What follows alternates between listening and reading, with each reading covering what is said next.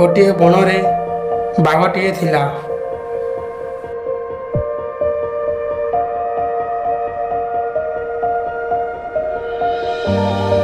ସେ ବହୁତ ଭୟଙ୍କର ଥିଲା। ଦିନେ ଶିକାର କରିବାକୁ ଯାଇ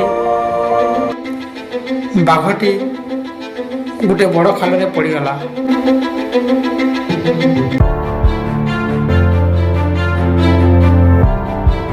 ପଡ଼ିଗଲା ଯେ ଗଲା, ଆଉ ଉଠି ପାରିଲା ନାହିଁ। 3 ଦିନ 3 ରାତି ବିତିଗଲା। ଭୋକ ଉପାସରେ ପଡ଼ି ରହିଲା। ଯେତେ ବିକଳ ହୋଇ ଡାକିଲେ ବି କୌଣସି ପଶୁ ଶୁଣିଲେ ନାହିଁ। କାରଣ ସେମାନେ ଜାଣିଥିଲେ ଖାଲରୁ ଉଠିଲା ମାତ୍ରେ ସେ ତାକୁ ପ୍ରଥମେ ଖାଇବ, ଯିଏ ତାକୁ ଖାଲରୁ ଉଠାଇବ। ଦିନେ ସେହି ବାଟ ଦେଇ ଜଣେ ଲୋକ ଯାଉଥିଲା। ଏ ଭାଇମାନେ, କିଏ କୋଉଠି ଅଛ? ରକ୍ଷା କର ମତେ, ବଞ୍ଚାଅ ମତେ, ଏ ଖାଲ ଭିତରୁ ମତେ ବାହାର କରିଦିଅ। ସେ ବାଘର ଚିତ୍କାର ଶୁଣି ସେ ପାଖକୁ ଗଲା। ଆରେ, ଏ ତ ଗୋଟିଏ ପଶୁର ସ୍ୱର। ଏ ଭାଇମାନେ, କିଏ କୋଉଠି ଅଛ? ବଞ୍ଚାଅ ମତେ, ବଞ୍ଚାଅ ମତେ, ରକ୍ଷା କର ମତେ, ନହେଲେ ମୁଁ ମରିଯିବି। ରକ୍ଷା କର ମତେ। ଦେଖିବାକୁ ପଡ଼ିବ କିଏ ଏ ପଶୁ। ରକ୍ଷା କର ମତେ, ରକ୍ଷା କର ମତେ। ହଁ, ବାଘ। ନା ନା ନାଇଁ, ମୁଁ ବଞ୍ଚେଇ ପାରିବିନି। ମୋର ହାତେ ବଳ କାହିଁ? ମୁଁ ତୋତେ ବଞ୍ଚେଇ ପାରିବିନି। ମୁଁ ମରିଗଲେ ତତେ ପାପ ଲାଗିବ। ତୁ ଆଗରେ ଗୋଟେ ପଶୁ ମରିଯିବ, ତୁ ବଞ୍ଚେଇ ପାରିବୁନି। ସେ ବଞ୍ଚିବ କି ମରିବ ମୁଁ ସେଟା ଜାଣିନି। ମୁଁ ଯଦି ତାକୁ ବଞ୍ଚେଇବି, ସେ ମୋତେ ଆଗ ମାରିଦେବ। ଆରେ ମଣିଷ ଭାଇ, ତୁ ମତେ ଡରନା।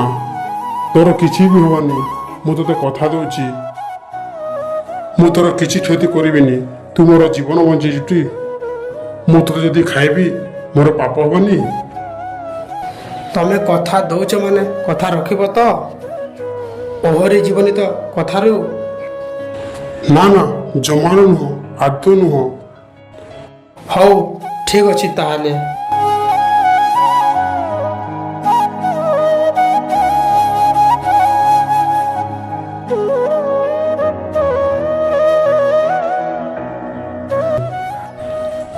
ଓହୋ, କେତେ କଷ୍ଟରେ ଥିଲି ମୁଁ। ହଉ ହଉ, ତାହେଲେ ମୁଁ ଆସୁଛି। ଆସୁଛୁ ମାନେ? ତୁ କୁଆଡ଼େ ଯିବୁ? କ'ଣ ଘରକୁ ଯିବୁ? ଶୁଣ, ମୁଁ ଅନେକ ଦିନ ହେଲାଣି କିଛି ଖାଇନି। ଆଉ ଖାଦ୍ୟ ମୋ ପାଖରେ ଥାଉ ଥାଉ ମୁଁ କ'ଣ ଛାଡ଼ିଦେବି? ଜମା ନୁହଁ। ତାମାନେ କ'ଣ ତମେ ମୋତେ ଖାଇବ? ହଁ, ନିଶ୍ଚୟ। ତମେ ଟିକେ ଆଗରୁ ଧର୍ମ ନ୍ୟାୟ କଥା କହୁଥିଲ, ଆଉ କଥା ମଧ୍ୟ ଦେଇଥିଲ। ତାପରେ ବି ମୋତେ ଖାଇବ? ଆଉ ସେ କଥା ଛାଡ଼। ମୁଁ ଏବେ ଭୋକିଲା। ମୁଁ ତତେ ନିଶ୍ଚୟ ଖାଇବି। ହେ ଭଗବାନ, ମୁଁ କ'ଣ କଲି?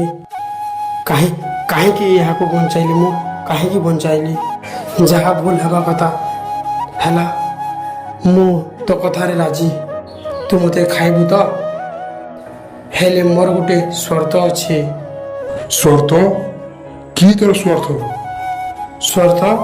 ସର୍ତ୍ତ ହେଉଛି, ଏ ବଣରେ ଆମେ ଆଗକୁ ଯିବା।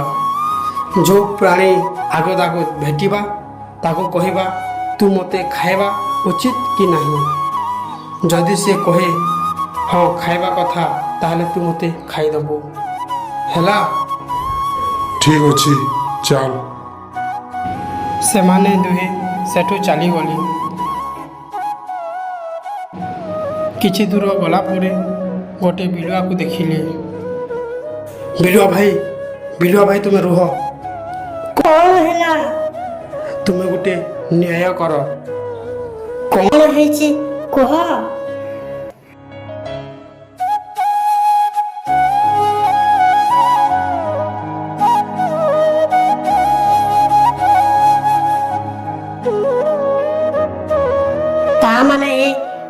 ବାଘଟା ମଣିଷ ରକ୍ଷା କରୁଛି ବୋଲି ଖାଇବାକୁ କହୁଛି।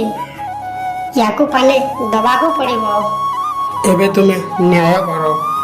ତମେ ହଁ କହିଦେଲେ ଏ ମୋତେ ଖାଇବ, ତମେ ନା କଲେ ମୋତେ ଛାଡ଼ିଦେବ।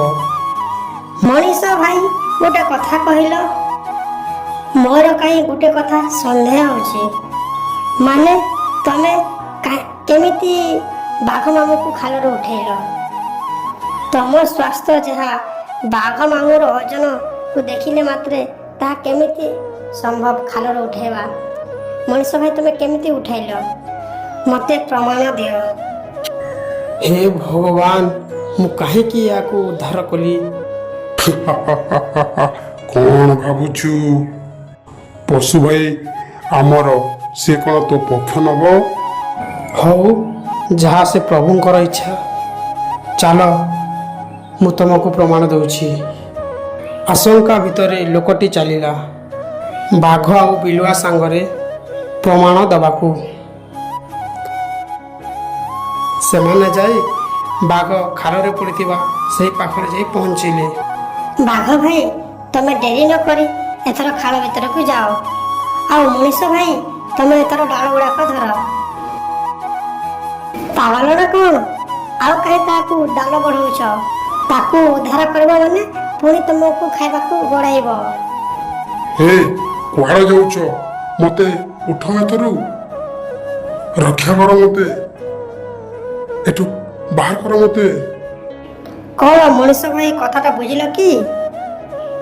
ଜେସାକୁ ତେସା। ଚାଲ ଚାଲ ମଣିଷ ଭାଇ, ଏ ଏଠି ପଡ଼ିକି ମରୁ। ୟା ଭଳି ଏତେ କୃତଜ୍ଞାନ ମୁଁ କେବେ ଦେଖି ନାହିଁ। ମୋତେ ରକ୍ଷା କର ରେ ଭାଇ, ମୋତେ ଉଦ୍ଧାର କର। ହେ ଭାଇମାନେ, ମୋତେ ଛାଡ଼ିକି ଯାଅନି।